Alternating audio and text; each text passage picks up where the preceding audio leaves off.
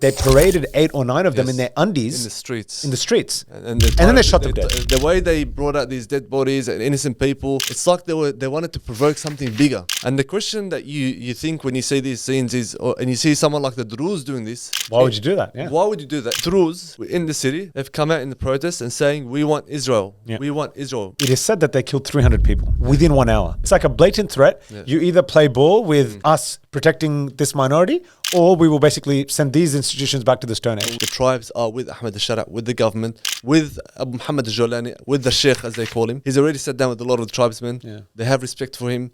Vicious fighting, wallahi. Vicious. The videos are crazy.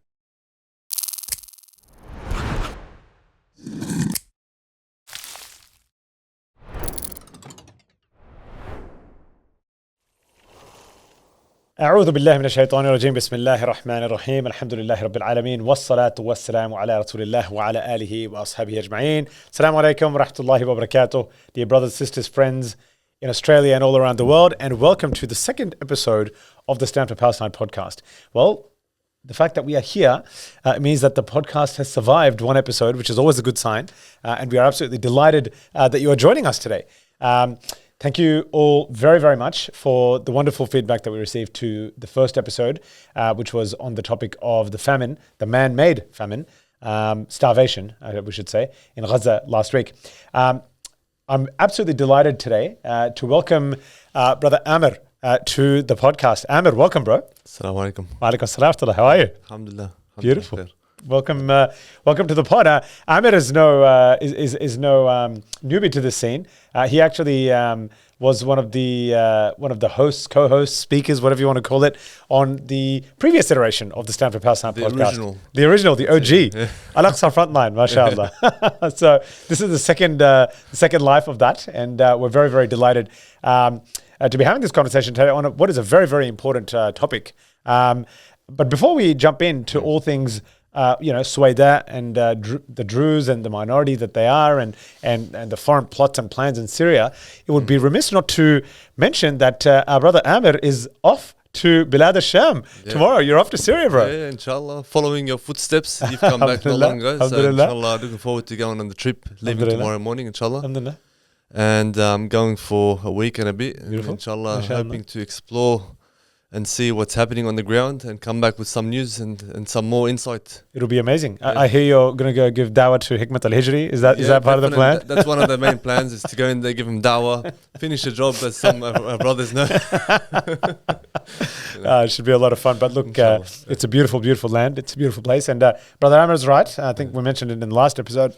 Alhamdulillah, was very fortunate to go to Syria recently, and we will definitely be doing some deep dive episodes on that once Amer, not just Amer, some of the other brothers that are going from Australia come back from the restive region of Syria. Bilad al-Sham, there is not a quiet day there at the moment. Yeah. Every day it feels like World War III is about to break out in Syria. Yeah.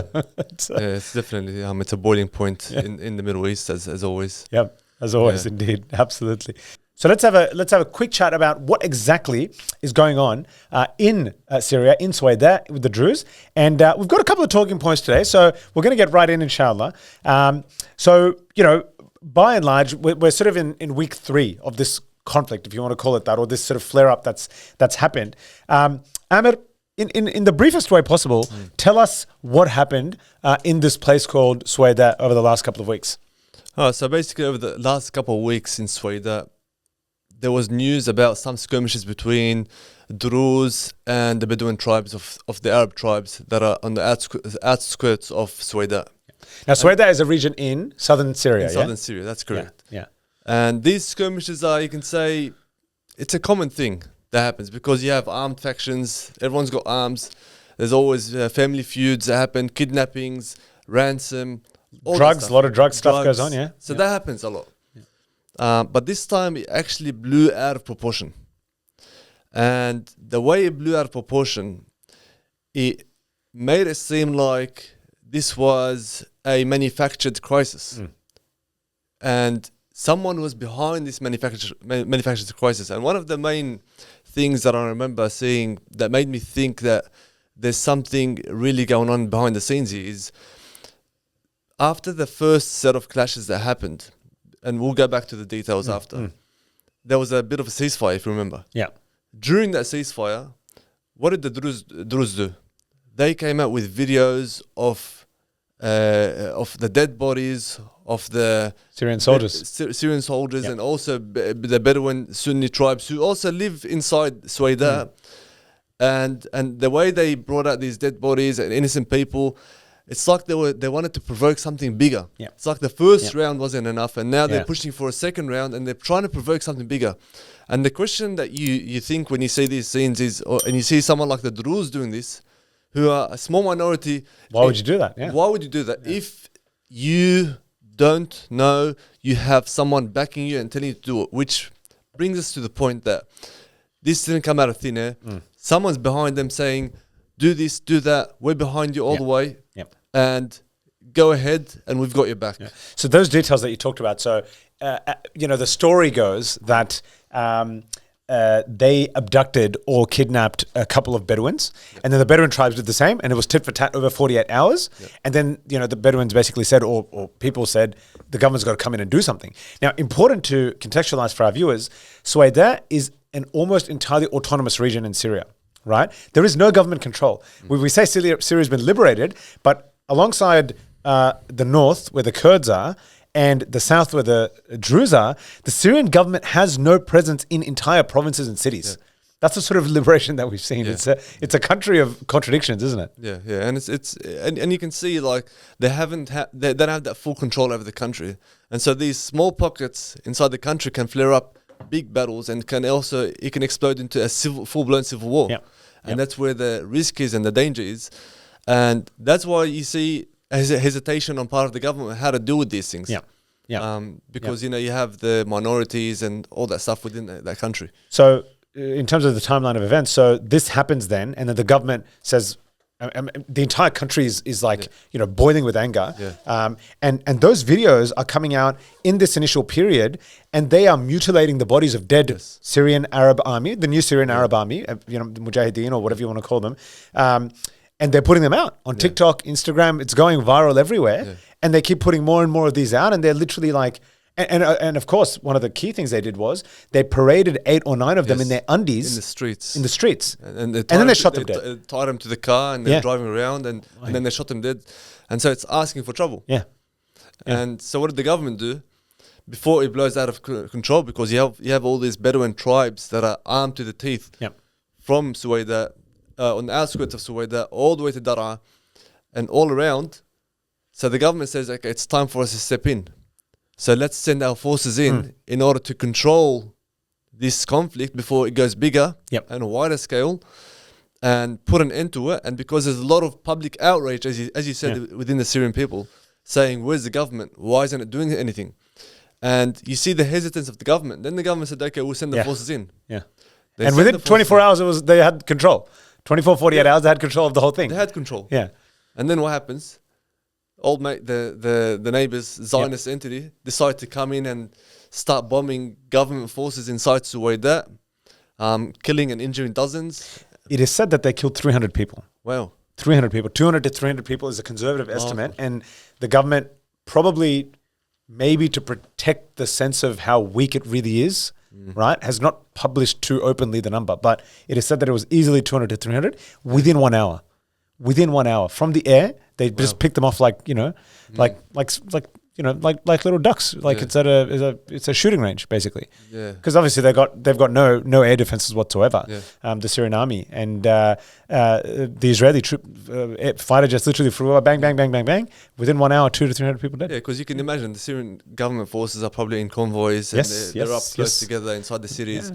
And it is said that the government didn't expect this to happen because they had some sort of understanding that the Zionist entity is not going to do this, and that the Americans are not going to allow it to happen. That's right. So they had that reassurance that we're going to go in, take control of the situation, and then the Zionist entity comes in, starts bombing, and then also bombs Damascus. That's right. It's the same day. This all happens within a couple of hours. It bombs these convoys, and then it goes one step further and literally bombs the Ministry of Defense. And there's a video of within the Ministry of Defense that came out, of someone taking a video. He was inside the Ministry of Defense and he's saying we need to evacuate immediately because the call came in saying you must evacuate, we're going to bomb the Ministry of Defense, and everyone's just panicking and running out of it because they have no air defense systems. 100%. Yeah.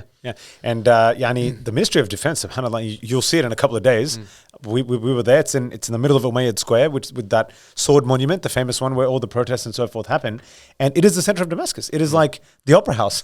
You know what I mean? Like, that's the only comparison, or the Harbour Bridge. Literally the most iconic sort of landmark in the middle of the city. And they just bang, they just got it from the air. It's crazy. Yeah, and that's, I mean, what more of a message do you want? Saying to the leader of Syria, Ahmed al-Shara, saying to him, you've crossed the red line. Yeah. We've bombed your forces in Suwayda. Now we've bombed Damascus. Next, it's you. Yeah. If you do not pull out your troops. 100%. And that's exactly what happened. Yeah. Pulled out the government forces. And that's where the first ceasefire happened. Yeah.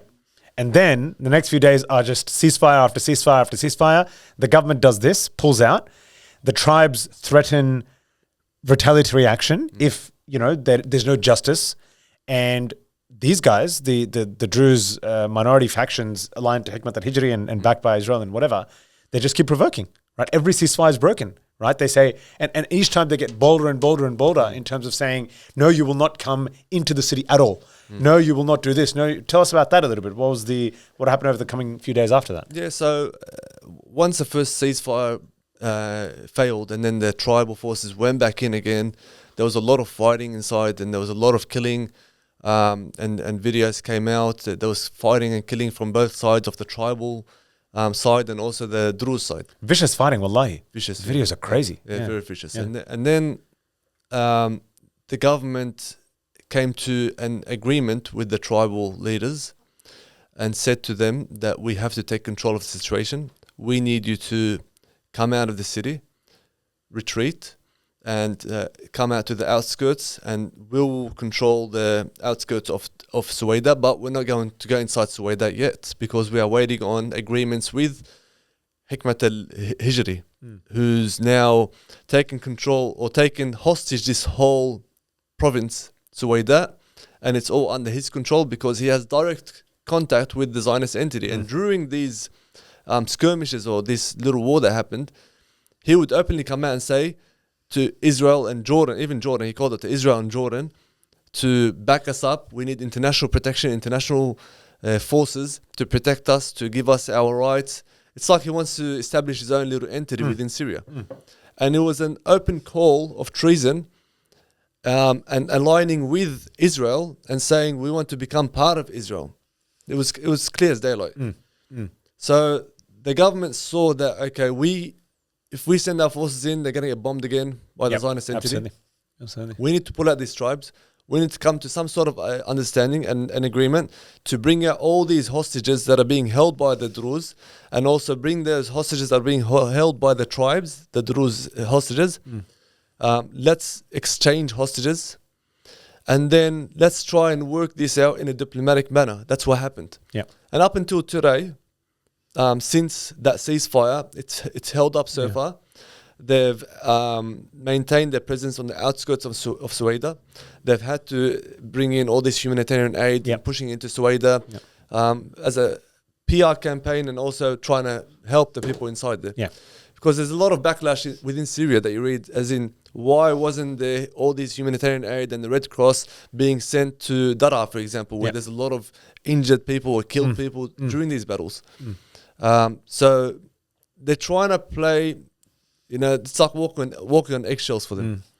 And so the government at the moment is at a stalemate. They haven't solved the issue.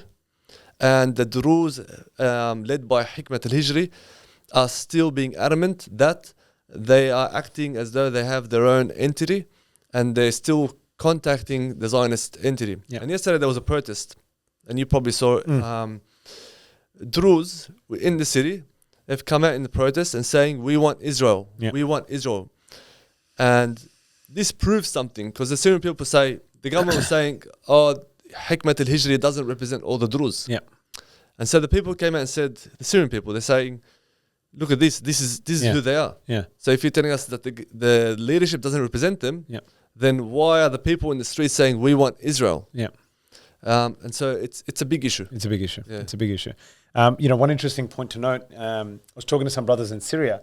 it's, again, one of those things that's not openly said by the government, but it's widely acknowledged that one of the things that Israel did, in fact, I saw some mention in some diplomatic sort of circles, Charles Lister or someone mentioned it, that Israel basically sent a list to the government, said, this is a list of 6 or 7 sites, which if you dare to go back into Suwayda, we will just bomb into thin air, right? And they mentioned like Department of Finance, Ministry of the Treasury and all that sort of stuff, just key institutions that would cripple the government, basically. Like what they've done in Iran or Hezbollah Exactly right. and all this. Exactly right. So it's like a blatant threat. Yeah. You either play ball with us protecting this minority, or we will basically send these institutions back to the Stone Age. And we'll send you back 100 years. Yeah, 100%. 100%. It's unbelievable. I mean, the threat. And so it's a very paralyzing situation. And I think from all accounts, and SubhanAllah, you'll have great insight into this when you go there. I think there's a lot of frustration, like among the people.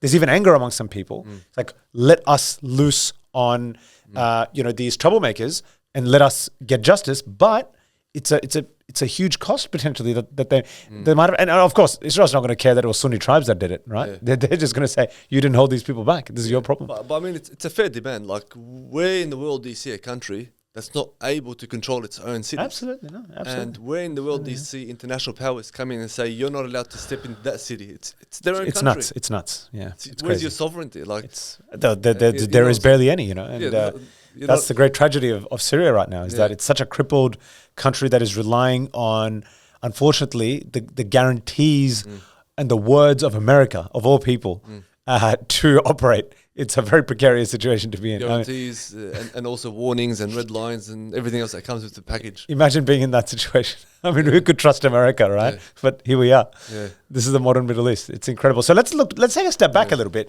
We've mentioned a few names. We've mentioned a few interesting, enigmatic characters. Yeah. But let's dig behind what's just happened and why it's happened. So this dude, Sheikh, our beloved Sheikh Hikmat al-Hijri, may Allah give him what he deserves. Yeah. Tell us a little bit about him. What do we know about him? Yeah, I mean, look, like I said to you previously, that I think we give these guys too much credit, but because they're not that big. But unfortunately, they've proven to be a dagger in the back when we look at what happened in Palestine with the Druze. Yeah. So Hikmat al-Hijri is one of 3 prominent religious figures in Syria. They call him Sheikh al-Aql, which is like the highest religious authority within the Druze. Yeah. So basically, he wasn't really the leader of the Druze up until 2012. Before, it was his brother, Ahmad al-Hijri. Ahmad al-Hijri was killed in a car accident in 2012, which people say it was actually an assassination by the Syrian regime. Yeah. Because Ahmad al-Hijri took a stance, it looks like he took a stance against the regime at the beginning of the revolution. Yeah. So Hikmat al-Hijri came in after him. And when Hikmat al-Hijri came in, the Druze mostly had like a neutral stance toward the revolution.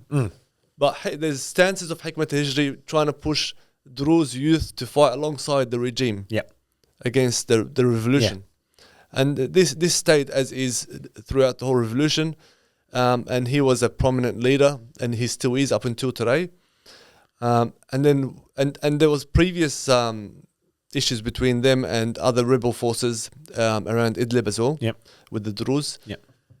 Until the regime collapsed and the new government came into power. Since the day that the new government came into power, Hikmat al-Hijri has been an opponent of that new government. He refuses to recognize them as an official government, and he's calling for to separate Suwayda from Syria as a separate entity.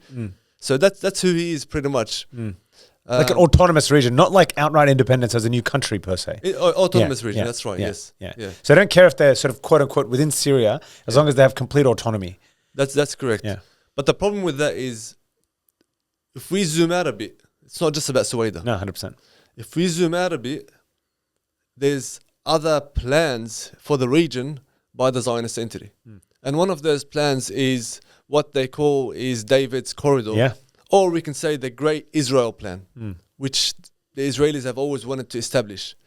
When we look at the war that's happening in Palestine today, you can kind of say that this is the war of the second establishment of Israel, which is the establishment of the Greater Israel. Greater Israel, yeah. Because they're not just fighting in Gaza, they're fighting in South Lebanon and fighting in South Syria now. Yep. And in order to establish Greater Israel, they need to establish those pillars in South Lebanon, South Syria, expanding to Jordan as well. Yep. And this David's corridor, which is going to be interesting because in order for it to be established, they have to go through Quraitara, Golan Heights. Golan Heights they have. Yep. Quraitara, they've already started to expand into it ever since the new government came into power. So since the new government came into power, they've immediately started expanding into Syria and into Quraitara. They need to get, and one of the most contentious points is they need to take Dar'a as well. And I think Dar'a is going to be where the challenge is. And that's going to be where there's going to be a big clash between the Syrians and the Zionists. Because it's a very, very prominently Sunni pro-revolution. It's where the revolution started, arguably, if you believe some people. That's right. That's right. And in order to get to Suwayda, they need to take Dar'a. So now they have an air corridor to Suwayda, to the Zionist entity, and there's Israeli helicopters that have been landing into Suwayda, giving him aid, giving him weapons and whatnot. And in order to reach Suwayda, they need to take Dar'a. And after Suwayda, it goes all the way. If you look at the map, if you search David's corridor on Google Maps or Google, you'll see it goes all the way up to the Tanaf military base, US base, and then all the way to Deir ez-Zor, where the Syrian Democratic Forces are, which is the Kurds. And then they established a whole corridor that takes all of southern Syria up until Iraq, which also takes all the borders with Jordan as well. And basically, they've encircled this new government now into Damascus, with a small corridor up to Idlib. And they haven't got the coastal area, they haven't got the Kurdish area, they haven't got the Druze area. And that's the great plan. That's the great plan, SubhanAllah. No, it's and of course, it's they don't just support the Druze. And I think this is the point we'll get to in terms of the minority issue. But their great hope is, firstly, the Druze, and then secondly, the Kurds, right? They are very big supporters of the SDF, even though ideologically they're very, very different. I mean, the SDF is a communist organization, right? Or the sort of the Kurdish separatist movement. But because they can play this minority card and they can split these different territories from the central Syrian new government, it serves that agenda, and they're very, very much on board with it. And so if the Druze can get what they want here, then it opens the door widely for the Kurds, who to this day have not agreed to the conditions of the new Syrian government, which is that you got to come into the one Syria, right? And there's all these announcements tonight that we were discussing before, where they're like, oh no, we're on board with the March agreement that we made, but they've made no single step towards that whatsoever. What's interesting is they've also made statements saying, after what happened in Suwayda, we're talking more often with the government now. Because now I believe they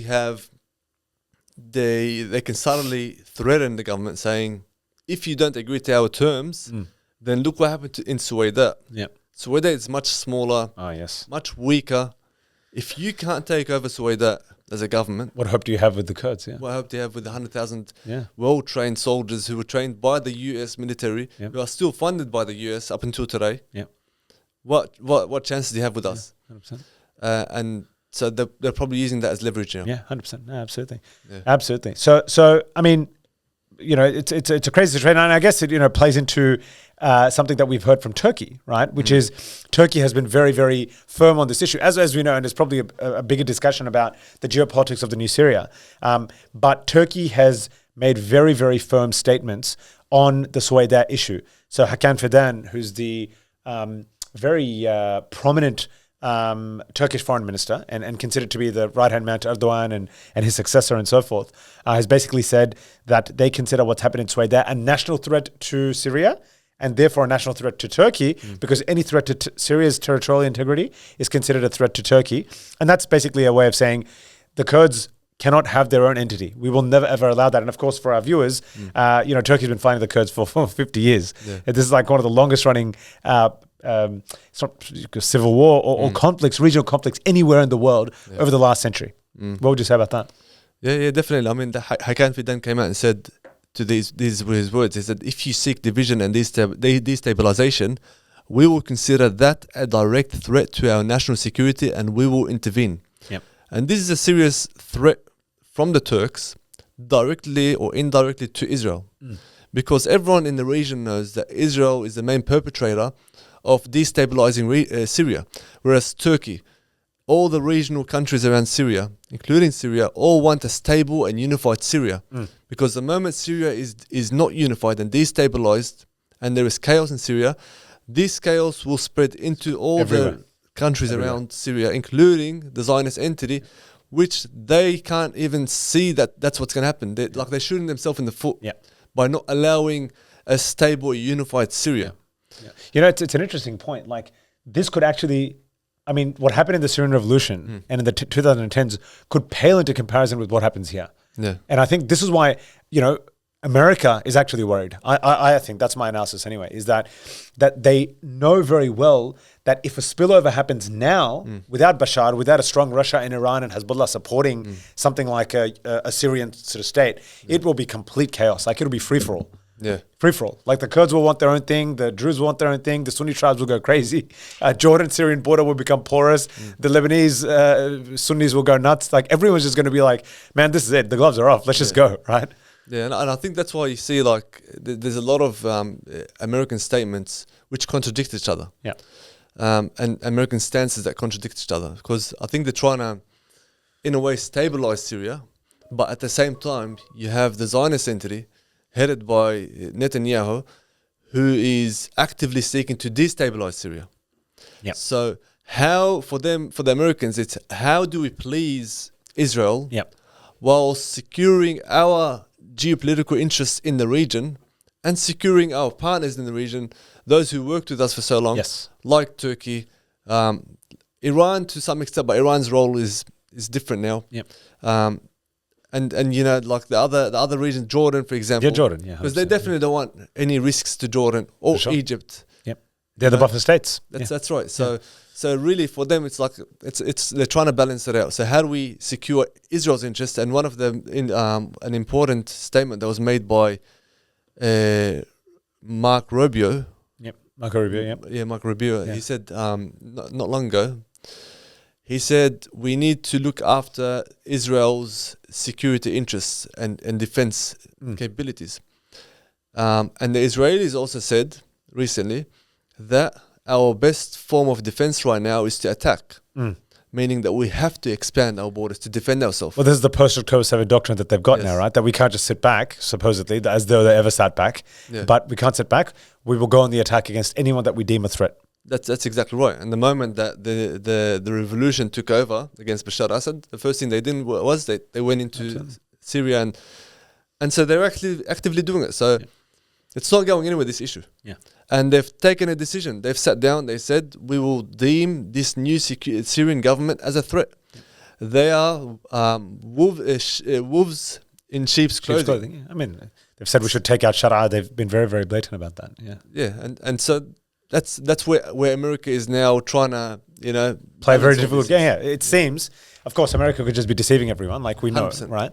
But it would appear at some level that in its interests is a stable Middle East for its own geopolitical interests, and then it's got this mad dog ally, puppy or whatever you want to call it, that will just refuse to shut up and sit down because it just wants to fight everyone now. That's right. And it thinks it can, and Big Daddy will support it all the way, right? So it is a contradiction. It absolutely is. It absolutely is. Look, I mean, it's a difficult situation. It's a fascinating situation. You know, we ask Allah subhanahu wa ta'ala to make it easy for our brothers and sisters. So on that, let's sort of step back a little bit and talk about the Druze a little bit. I know we're not necessarily wanting to give them more credit than is due, but who are these people? It's interesting segue sort of to take. Tell us a little bit about the Druze. Who are this little esoteric sect? So the historical roots, they go back to the Fatimid Caliphate, the Khilafah of the Fatimiyya. 800 years ago. Yeah, 800 years ago. Under the 6th Fatimid Khalifa, who was al-Hakim bi Amrillah. That was his name. Beautiful name, by the way. Yeah, it is. So the sect emerged through Muhammad bin Ismail al-Darazi. Although some Druze say that this is not true, because they say if it was through him, then our name will be al-Daraziyin, not al-Druze. So they contest this part of history.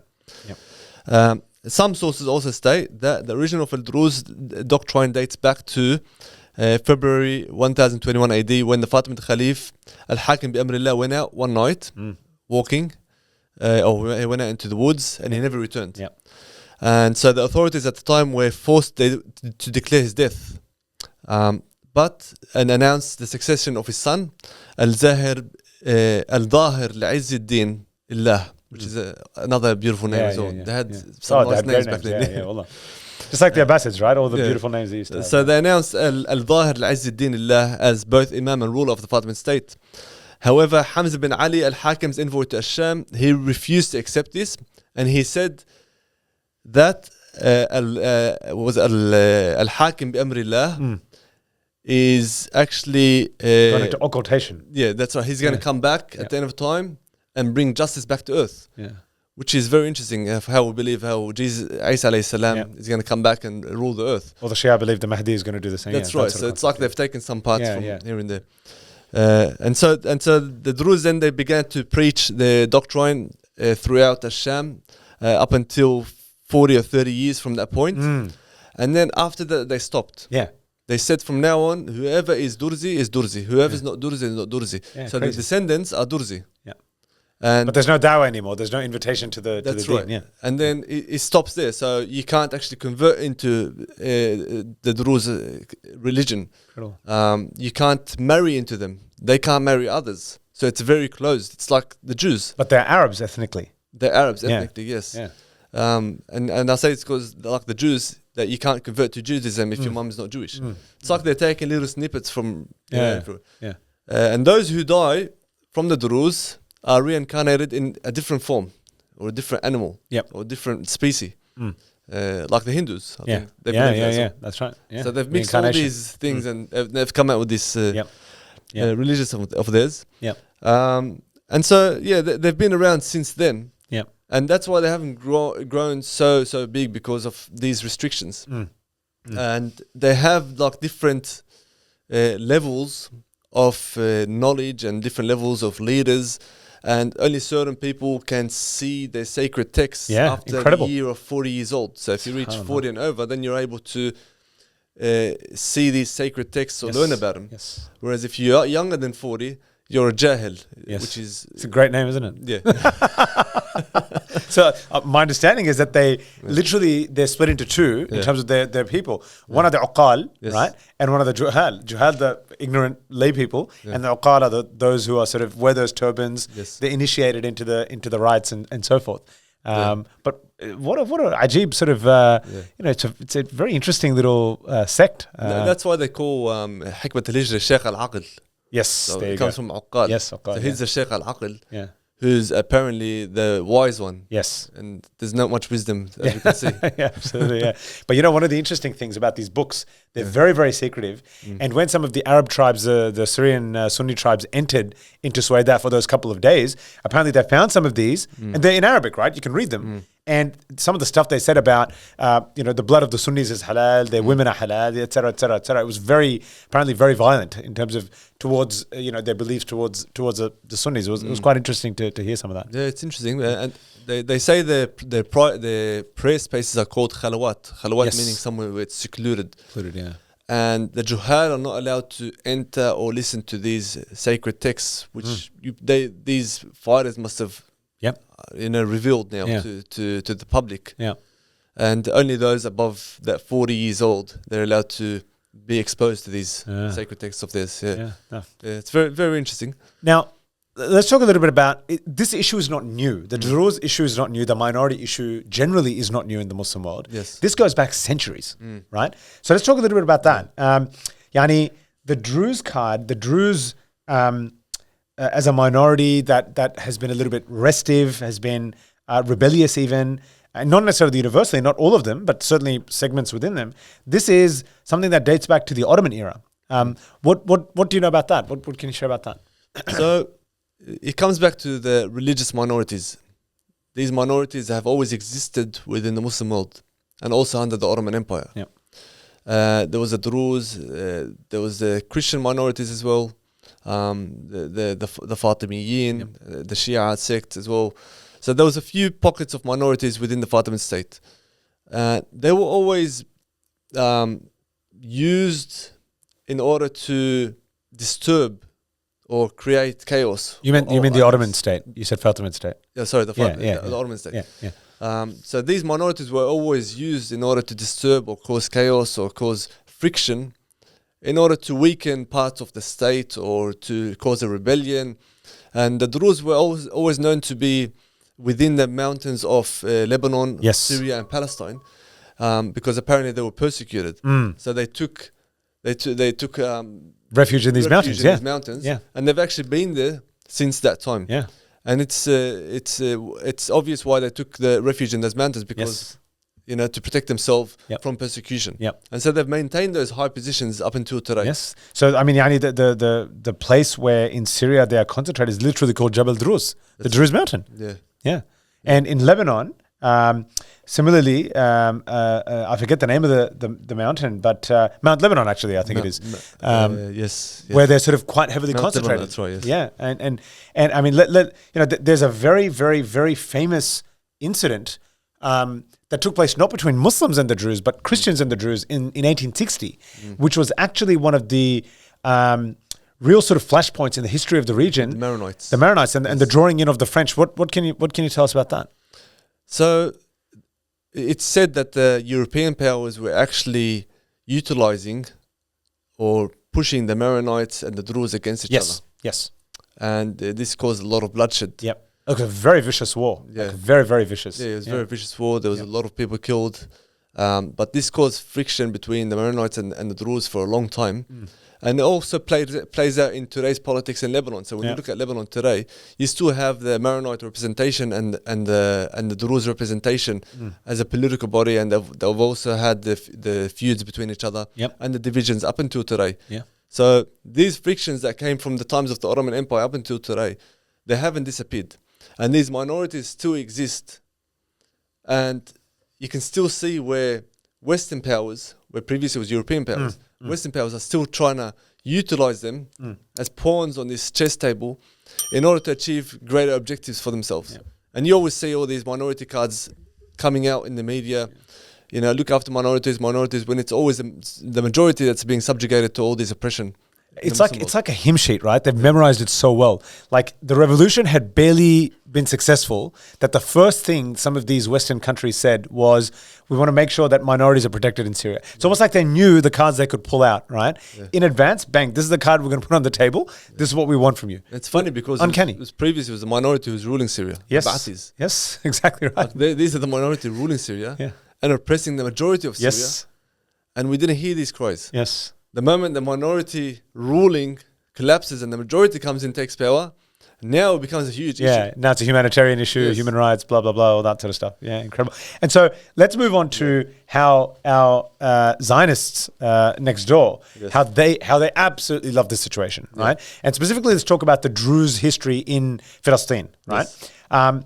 So how did these Druze end up becoming the good Arabs that Israel loves to tout as a brotherly people, as someone that they're very, very close to? Let's talk about that a little bit. Yeah. So previously, before the occupation of Palestine, before 1948, the Druze existed in Palestine, as we know. Yeah.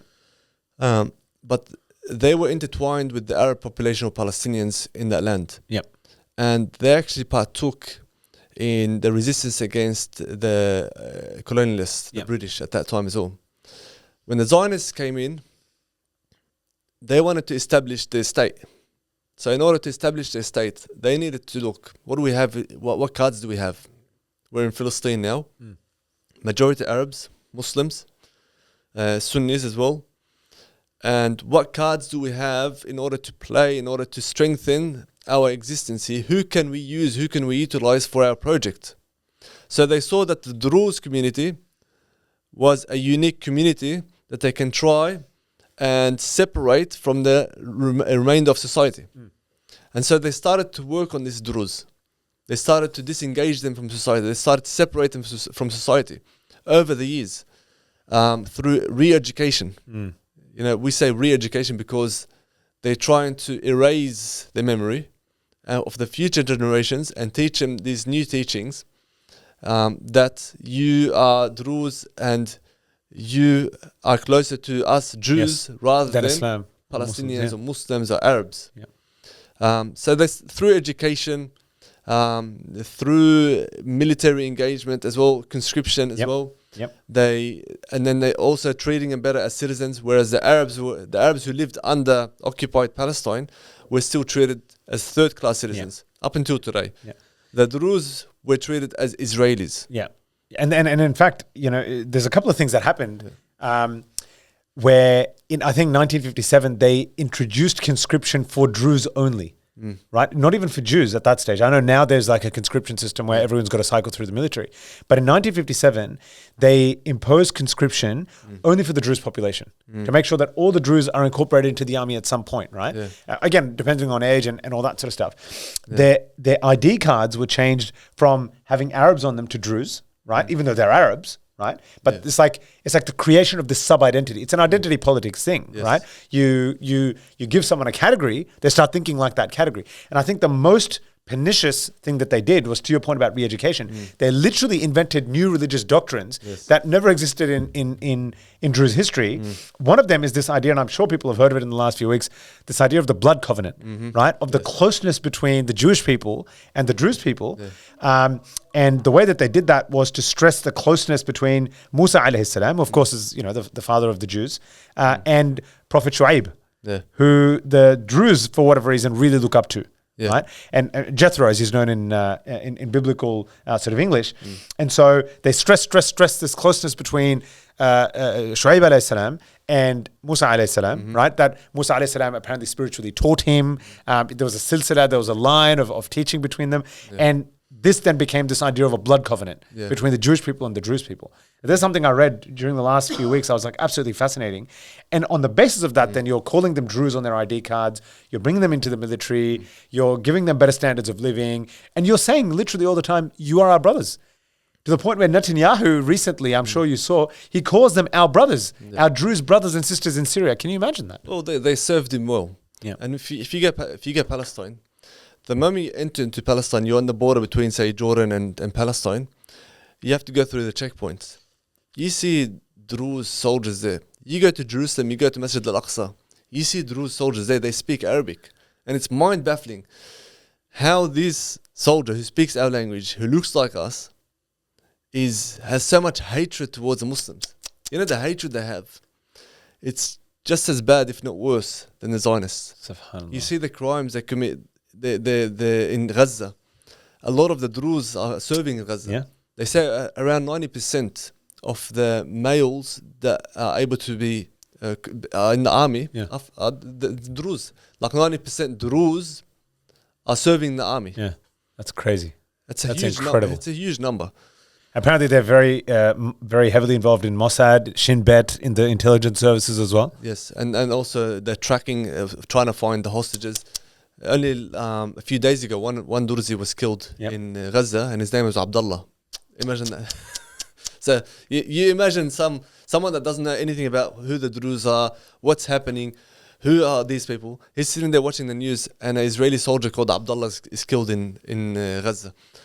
And it's definitely ajib, but the thing is... And it's not new either. I mean, to the point about conscription, in the 1970s when the drama happened in Lebanon, right, they were very actively involved in killing Lebanese Sunnis, Lebanese Shia, and against the Palestinians as well. Yeah. What's interesting, though, in Lebanon, the Druze leader, Walid Jumblat... Yes, this is very interesting. Yeah. So Walid Jumblat, he said something very interesting after the new Syrian government came into power, and you saw that he went and sat down with Ahmed al-Shara in the Damascus palace, and he said interesting remarks to a Lebanese media. He said, Turkey does not pose a threat. Rather, the real danger to the Druze in Syria comes from Israel, which seeks to turn them into an independent nationality or an isolated group used against the majority of Syrian people. And also he said that the fear-mongering about Turkish influence in the region does not reflect the reality of the situation, and he expressed his wish for the return of the Ottoman state. Wow. That's the words of Walid Jumblat. You have to give credit where it's due, and I think Walid Jumblat, his dad, and in fact many of the Druze of Lebanon seem to be a bit different to some of these other guys. And even within Syria, I mean, we've got to acknowledge that Laith al-Balous, I think he's one of the other three big ones, and he's been very sort of like, this guy's not from me, right? I don't believe the same thing as him. There's some questions about how truthful he's being and stuff. I've heard a lot of sort of doubts from people, but at least at surface level, he does not seem to be on the same page. Even if he's truthful, unfortunately, he's the minority voice. Yeah. The majority are with al-Aql. Yes. But when we talk about what happened in Palestine with the Druze, it's really, really important to take a lesson, take heed for the Syrians, Yep. for what happened there. If they don't take heed and they allow the Druze in Syria to do what they want to do and establish their presence under the guardianship of Israel, and they allow that to happen, then there's going to be huge consequences for Syria and for that whole region. Because you see how the Israelis, they use the Druze to serve their agenda and their occupation in Palestine. Now they are trying to do the same thing where in Syria, trying to use the Druze as that pawn on that chess table in order to serve their agenda of the occupation of southern Syria. And some of their texts or their plans of the Israelis is to occupy all the way up to Damascus. Yep. So, yes, it's a small step today, but Could in be 20 anything. to 30 years' time, if it does happen, you know, they could potentially have half of Syria occupied. Incredible. And so I that's where I think it's important for us to reflect as Muslims where the pitfalls are and not to allow them to happen again. Yep. And really put an end to it before it grows. Yeah, I mean, you know, it is so challenging because, I mean, there have been figures from within the Druze that have opposed the Israeli agenda. I mean, Walid Jablat is a great example. But Samih al-Qasim, Amin Tarif, these are some names that are sort of prominent within Druze circles of people who have opposed the Israeli agenda and said to the Druze, hang on, man, this is not a good way to go. So there are those sorts of voices. There's no getting around it. But it really feels that Israel has managed to rope a lot of them in to this sort of separatist thinking, this, you know, we're an oppressed minority, you know, we should throw a lot in with Israel, with our brothers. They're the ones who will support us. And you're right, it's very, very, very, it's a very challenging situation. And I guess, therefore, let's talk a little bit about, you know, what does it mean for Syria's future? You know, I mean, we talked about the David corridor before, and why the response in Turkey, for example, has been so enormous. Overall, where do you see this going? Like, where could this potentially end up? I mean, it can go anywhere, really. And as you know, the situation is very volatile in Syria. And every day there's new issues or new flare-ups of, you know, you still have the coastal area of the Alawites. Yep. And the Russians are still there. The Iranians are still trying to meddle with their affairs. Yep. They're trying to support the Kurds. They're trying to support those Alawites or the ex-Ba'athi regime people. A lot of them are now on Suwayda as well, by the way. They're fighting with the Druze. And a lot of them actually went to the Druze as well. The Syrian Democratic Forces, some of them up there. And they still have some flare-ups on the Lebanese border as well. So there's a lot of things that are happening. But I guess, I mean, if just from looking at it, and analyzing the situation and all these dangers, it's not an easy task, and it's not an easy situation for Syria or the Syrian people. But the thing is, too much concessions can lead to all these pockets claiming semi-autonomy. Yeah, and absolutely. If that happens, then the division of Syria is happening. Yeah. If the division of Syria is happening, then a weak, you know, it's not even a state anymore. Yeah, no. You haven't got a state. Yep. And the reality is, as long as Israel exists, they're going to keep working to divide Syria. And they've said it openly. Yep. It's no secret. Yep. They're going to keep working to divide Syria. And the only way to divide Syria is to push into this sectarian war or, you know, all these minorities. Yep. Separatist minorities. Yep. So that's where things are going. And so, you know, some people say, when you talk about you need to take control over the whole country, establish your governance and establish control through power. Some people say you got to be realistic. You're dealing with Israel, you're dealing with America. And I think it's better for us to say they need to be realistic, because the reality tells us is that if you do not establish your control or your even if it's a military control, if you do not establish it today, then all these issues are going to keep eating up at your state, and you're going to end up in nothing. Yeah, that's the reality. Yeah, even if you end up with just Damascus, you've lost all the coastal areas. You've lost the south. You've lost, you know, all these important, the fuel and the oil refineries, everything that's strategic. You've lost it. So what do you have in the end? Yeah, you know, you have a couple of cities, crippled cities. Yeah. You have no real control, no real sovereignty, no real decision, and the Syrian majority Sunni population will suffer the most. Let's talk about that a little bit. Yeah. We haven't spoken much about the tribes, who actually are one of the biggest stories to come out of all of this, right? And they show us the potential of what is possible and the power that actually exists in the hands of, the native population of Syria, right? The Arabs, Sunnis who have been there, the descendants of Bani Umayyah, whatever you want to call them. These are the people to whom Syria belongs, really. And they're the ones who've been oppressed for all this time, but for the vast majority of history, through the Umayyad times, the Abbasid times, soldiers of Salahuddin, whatever you want to call them. Yeah. That's the native population, right? Yeah. And they have shown what's possible when you take a bit of grit and determination in. How do you see, and what role do you see them potentially having in any attempt to stabilize Syria? Let's talk about their relationship with the Syrian government as well. I think that's very important. But also let's look at them in a cross-border sort of situation. Because one of the most interesting things was the statements that came out from Arab Bedouin tribes in other parts of the Arab world. Kuwait, Saudi Arabia. I mean, did you see those videos of the Saudi Bedouin tribes in cars, convoys with the Saudi flag driving up to the border area of Jordan, right? And then people within Jordan doing that, and then Egyptian Bedouin saying, "Where are our tribes?" I mean, this is the potential of this is insane if we sort of truly recognize it. So how do you sort of analyze the situation? I think the biggest challenge or the biggest task that's up and coming is for the Arab tribes, those tribes that are situated in southern Syria. The biggest challenge is coming for them. Suwayda is just the beginning. And they know this well. And that's why they responded with such force and such power. They wanted to show that we are not messing around here. The moment that Israel wants to meddle into the affairs of Syria, because the biggest losers out of this are going to be them tribes. Yes, of course. They're going to be displaced from their cities, and it's going to be the depopulation of the whole of southern Syria, demilitarization of the whole of southern Syria, and pushing those tribesmen into the cities, probably into Idlib or into Damascus or into regions where they don't belong. Yep. So they need to move all these populations. And we saw already in Suwayda, 100%. Unfortunately, Thousands of the them had to, ceasefire, thousands have been depopulated. It's like ethnic cleansing almost. That's pretty much it. Yeah. There's some people that are trying to say, oh, no, that's not the case. They're just injured or they were being held hostage. No, the reality is they've been removed. They've been removed. For their own safety, yes. For their own safety, but they've still been removed. They've been removed, that's right. Yeah. So we go back to Daraa. We go back to that whole border with Jordan. The tribes from today onwards, they have to prepare for what's coming. Because what's coming is confrontation with Israel.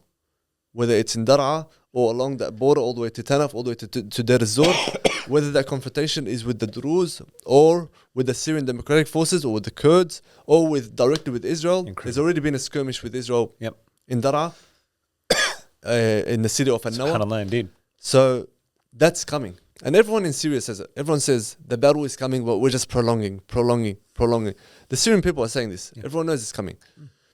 And so it's the fate of the Syrian people. And I think that's why we saw that reaction from the Jordanian tribes and the Saudi tribes and the other tribes, because everyone understands the danger.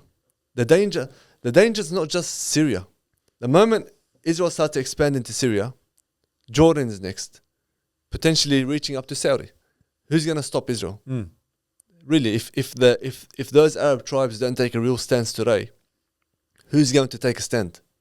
If it's not for Gaza, then at least for Syria. You know?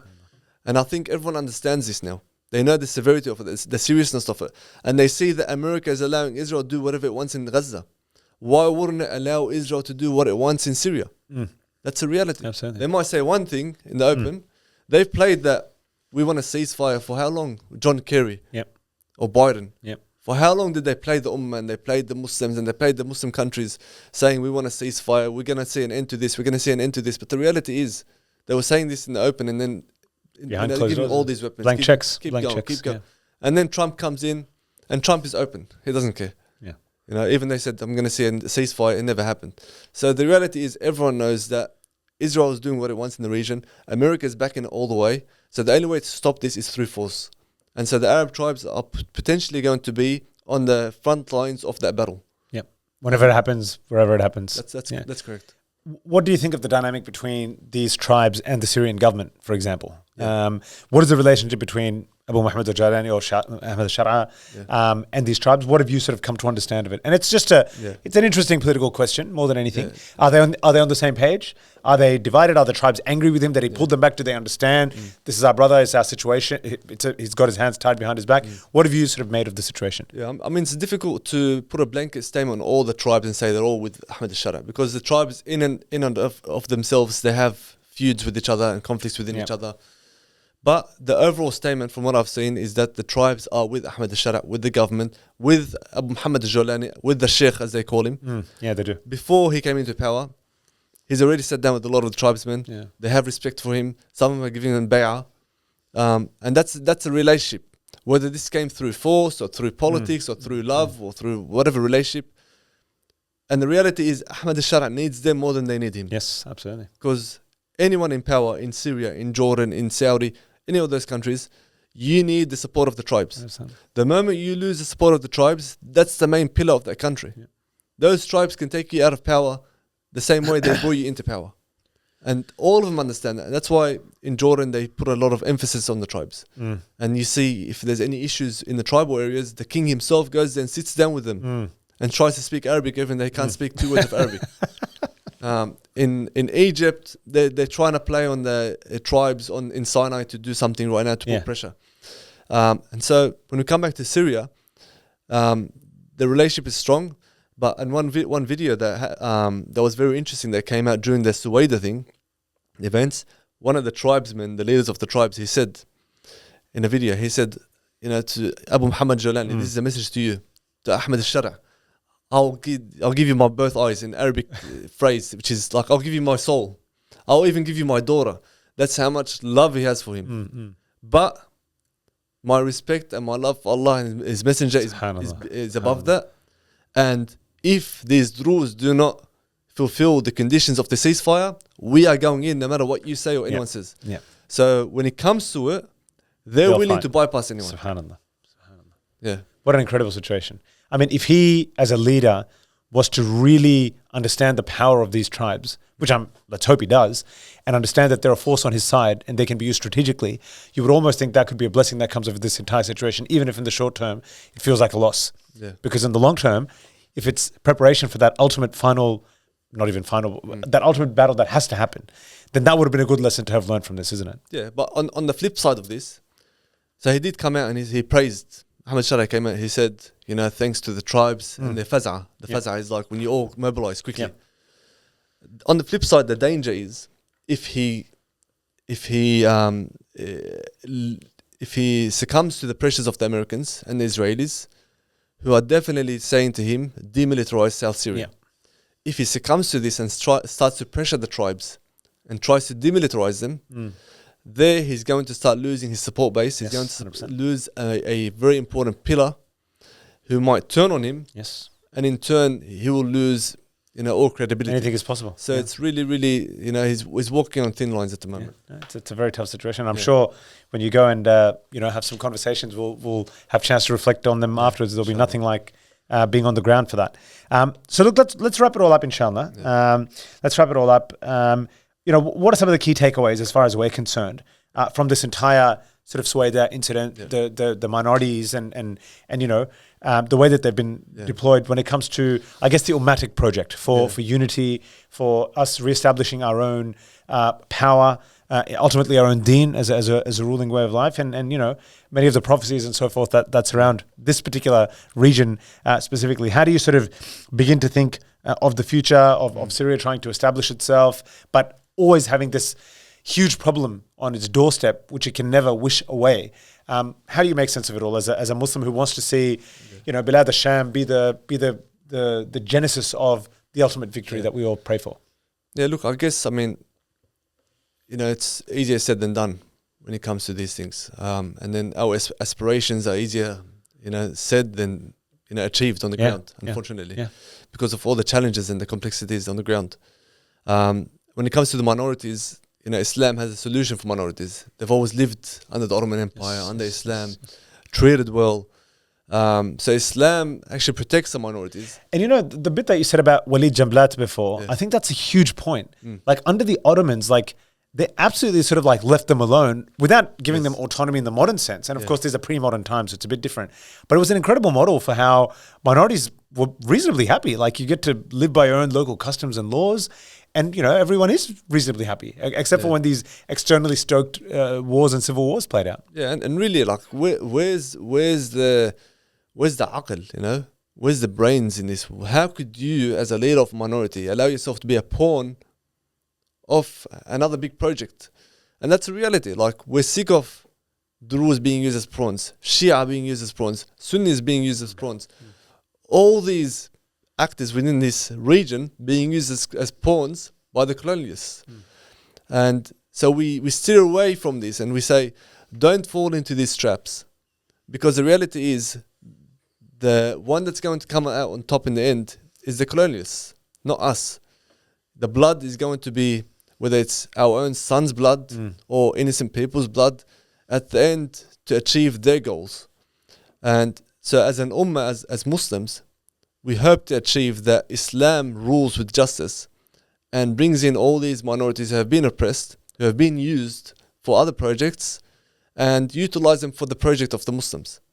You know, a unified Syria, a unified Sham is the gateway to the liberation of Palestine. The Prophet Muhammad ﷺ understood that, and that's why he sent out the armies towards the Sham, because he knew that the gateway to liberating Palestine is through a Sham. And so did Nuruddin Zinki when he took over Asham and established Salah ad-Din and sent him out to Egypt, because that's the way to liberating Palestine. So that's why we place a lot of emphasis on Syria. You know, some people might be surprised, why is this page Stand4Palestine talking about Syria so much? Because we understand the importance of Syria. That the moment Syria is liberated, that's the biggest milestone towards the liberation of Palestine. And that's why it's important to try and navigate these complex issues in Syria and to come out on top as Muslims in Syria and maintain that power that we've achieved in order to be a stepping stone to the liberation of Palestine and you know, and getting rid of that project that's been eating away at our lands for so long. For a century, if not more. SubhanAllah. Well, my dear brother Amer, it's been wonderful. You are headed to that great land. Inshallah. And you know, as I was saying in the last episode, brothers and sisters, and as I'll say until my throat is dry, the people of Bilad al-Sham understand this better than we do. You know, they really, really do. And I'll be very interested in your insights when you get back. And I'm interested to step away from being a armchair critic to the on the ground critic. On the ground, mashallah, that's lovely. So, you know, we look forward to seeing what you hear from them on the ground on this particular topic of Al-Quds, how they feel about the situation, especially in light of Suwayda. It's such an interesting time to be going. And, you know, very much look forward to talking to you in a couple of weeks when you're back. It's going to be absolutely fascinating. May Allah subhanahu wa ta'ala take you and bring you back safely to your family and, you know, keep you in his protection. It's a funny place to be right now, but, you know, if you're going to die somewhere, might as well die in Bilad al-Sham. May Allah keep you safe, my dear brother. Thank you for your time. And it's been a wonderful conversation. Assalamu alaikum. Until next time. Brothers and sisters, on that note, we will leave you this evening. And we hope you enjoyed that absolutely conversation on such an important topic. Don't forget to subscribe to our channel, like this video, share this video, subscribe to us on Instagram, like all our little snippets from this episode, share them with your family and friends. We are only getting started with the Stand4Palestine podcast. This is the first of many fascinating conversations to come on the Syria topic and on other topics of interest with the Muslim world. But until next time, سبحانك اللهم وبحمدك ونشهد أن لا إله إلا أنت نستغفرك ونتوب إليك والعصر إن الإنسان لفي خسر إلا الذين آمنوا وعملوا الصالحات وتواصوا بالحق وتواصوا بالصبر. السلام عليكم ورحمة الله.